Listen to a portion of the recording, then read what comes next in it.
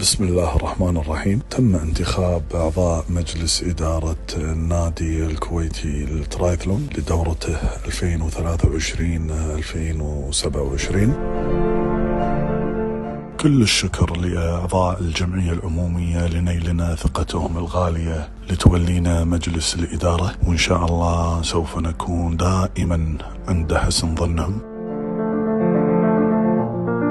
ونوعدكم تطوير لعبة الترايثلون في دولة الكويت، وأن نرفع علم الكويت في جميع المحافل الدولية.